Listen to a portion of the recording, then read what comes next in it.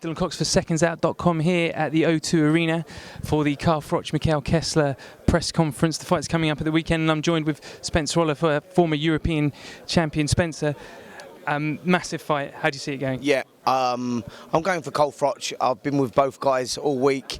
Froch is just so determined. You know, he wants redemption. He's looking at putting what went wrong right this time.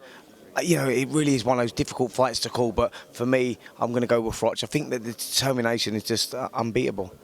You've seen Froch and Kessler work out this week, very light workouts from both guys, but they both look completely in shape. They both look very focused. When you've got two guys that are sort of cut from the same cloth going against each other, it's so hard to pick a winner. Of course it is. They're both warriors. They're both world champions. They're both the best of their division. So, of course it is. They're totally professional, these two. You know, they live their life. You know, not just when they're fighting, when they're not fighting, they're training. These guys are ultimate professionals, and that's what makes this so interesting. I think it's going to be a great contest. Last time out, Froch had so many problems with the ash cloud, travelling to and from the fight. It was a hostile crowd over there.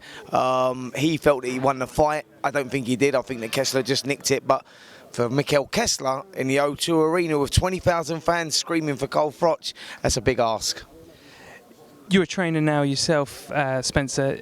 Who do you think's actually... We know they can go to war. We know these guys like a tear-up. But they're both actually behind that very good technical boxers. Who do you think's actually the better technical boxer out of the two?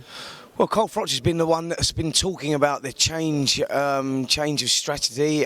He's talking about the defence more than the offence, and he's going to change a few things. So you got to remember, Froch was a world bronze medalist as an amateur. So the boxing ability, the credentials are there to say that Cole is the better boxer of the two. You know, he can fight on the front foot and the back foot. We saw the back foot against Arthur Abrahams for 12 rounds, moved beautifully. So I think Froch can adapt his game. Kessler, I think we know what we're going to get. He's just going to be coming forward, throwing lots of punches. So if anyone can change the fight pattern, it'll be Froch.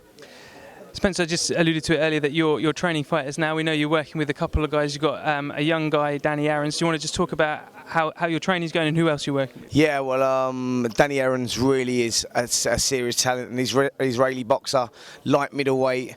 He's 3-0 now. Looking to box again in June the 22nd. That'll be his fourth contest. But he's one I expect to go all the way. I think he's a world silver medalist, world European silver medalist, and he's the one that I've got real high hopes for. I think that he's going to be a serious contender. I think he can go all the way. Also, I've got a kid called Terry Holmes, a light welterweight, who's 7-0. He's a really good fighter as well. So, the future's bright.